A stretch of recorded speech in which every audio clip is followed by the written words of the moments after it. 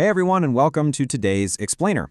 Look, I am absolutely thrilled you're joining me because we are unpacking a geopolitical situation today that is quite literally developing at lightning speed. We're looking at the rapidly unfolding military and, frankly, economic ripples of the current conflict in the Middle East. Specifically, we're zooming in on the incredibly tense dynamic right now between the United States, the United Arab Emirates, and Iran. And you know, what's happening thousands of miles away? It isn't just some distant, abstract news story. No, it is already sending massive shockwaves right to your local gas pump and completely upending global markets as we speak. So let's just dive right in and see exactly how these high-stakes maneuvers are intimately connected to our daily lives. To make sense of all this chaos, we're going to follow a really clear roadmap today. First up, we'll look at the immediate escalation in the Gulf. Then, we'll examine Project Freedom and the explicit warnings coming from the US. Third, we'll break down the actual military disparity between the forces involved. And finally, we'll tackle the direct economic and domestic fallout. All right, let's kick things off with Section 1, Escalation in the Gulf. Okay, so let's start with the immediate, breaking developments happening on the ground, or rather in the air and at sea right now, as of today, May 4th, 2026. Based on the very latest reports pouring in, the United Arab Emirates is stating that its air defense systems are actively reacting to and engaging incoming missile and drone attacks originating from Iran. Now, this is a huge deal. This represents a highly significant, very kinetic escalation. You see, it's one thing to have tense diplomatic standoffs or harsh words thrown across a negotiating table, but it's an entirely different, incredibly urgent reality when physical intercepts are actively happening in the airspace of a major global ally. The situation out there is changing by the minute. So, how did we actually get here? If we trace the path to this exact moment, there's a pretty undeniable cause and effect line. Going back a few months, United States and Iran diplomatic talks completely stalled out. And, well, history basically tells us that when diplomacy stalls, military posturing almost always steps right in to fill the void. That breakdown in talks leads us to recent days, where U.S. forces physically position themselves directly in the strait. That created a massive physical bottleneck of tension, just amassing all these military assets in a super confined, heavily trafficked area.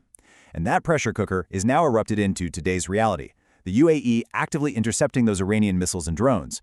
It's a textbook escalation ladder, stepping methodically and dangerously directly from the negotiation table to the battlefield. Moving right along to Section 2, Project Freedom and U.S. warnings. Now, let's zoom out to the strategic level for a second. We really need to focus on the U.S. leadership's posture here, specifically this brand new naval blockade and the administration's very explicit military warnings. The key to understanding the operational strategy the United States is employing right now centers heavily around what's being called Project Freedom. Basically, this involves establishing a massive, heavily enforced U.S. blockade in the region. President Trump actually publicly described this operation as one of the greatest military maneuvers ever done.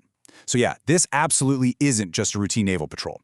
It's a comprehensive strategic blockade built from the ground up to exert maximum pressure and strict control over a vital global waterway, fundamentally trying to shift the balance of power and commerce in the Gulf.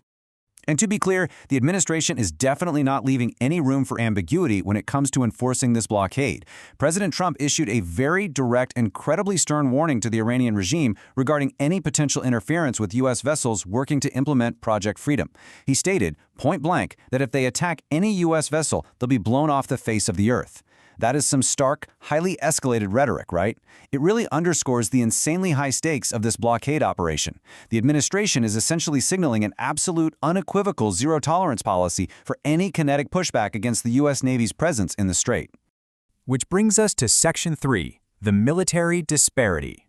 Let's pivot for a minute and actually analyze the physical military capabilities on the board here and how political rhetoric is characterizing these two opposing forces. I want to focus on a very specific number, 159.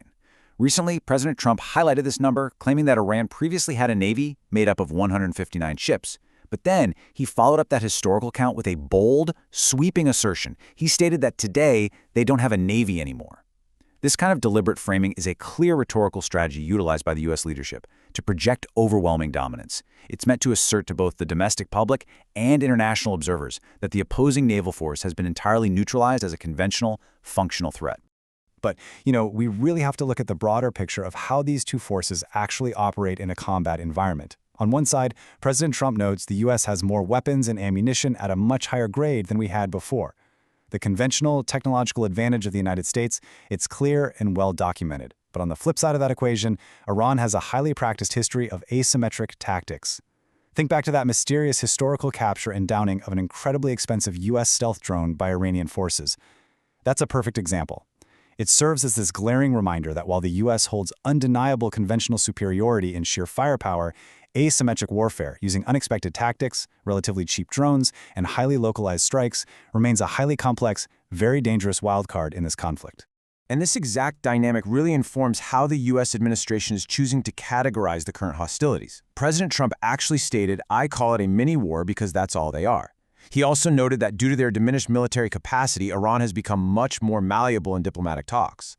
So the administration's public-facing stance is essentially that this is a fully contained, highly asymmetrical conflict where U.S. technological and numerical overmatch is effectively forcing the other side's hand at the negotiating table. They are presenting a heavy narrative of control, which is fascinating when contrasted with the unpredictable active missile intercepts we're seeing in the region today. All right, let's bring it closer to home with Section 4, Economic and Domestic Fallout. Now let's talk about the most direct impact on you, the viewer, because this is where geopolitics hits your wallet. Stalled talks and high-stakes military posturing don't just happen in a vacuum, guys. They raise immediate, terrifying doubts over the reopening of the Strait of Hormuz, which is undeniably one of the world's absolute most critical oil choke points. Because of this massive uncertainty and the lack of any permanent diplomatic end in sight, Brent crude oil prices have absolutely spiked. The market reacted violently, hitting a 4-year high and briefly topping $126 a barrel. This is the direct, unvarnished translation of geopolitical fear into global market volatility. And that volatility impacts the cost of virtually everything we consume. And this creates a really fascinating, honestly kind of jarring juxtaposition between the macroeconomic messaging from the top and the microeconomic reality felt on the ground. At a recent small business summit, President Trump confidently declared, "Our country is booming now," suggesting the domestic economy is fundamentally thriving despite this ongoing mini-war overseas. However, when you look at ground-level civilian reports, there is a massive, highly vocal outcry. Regular citizens are taking to social media platforms in droves, reporting huge, sudden hits to their daily budgets. Some are literally sharing receipts noting they just paid $63 simply to fill up their everyday gas tanks. So there's this palpable, growing tension between the administration's assertion of a booming economy and the heavy, undeniable financial burden regular people are suddenly feeling at the pumps. And you can bet that acute financial frustration is now bleeding heavily into domestic unrest. The political fallout at home is getting highly visible and incredibly disruptive.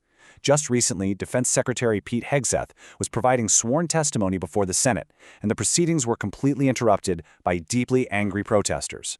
These individuals literally had to be physically escorted out by security after shouting severe accusations, specifically labeling Hegseth a war criminal.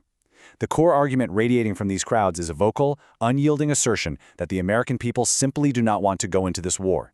It showcases in real time that the administration's military maneuvers in the Gulf are facing fierce, direct opposition right in the very halls of the U.S. Capitol.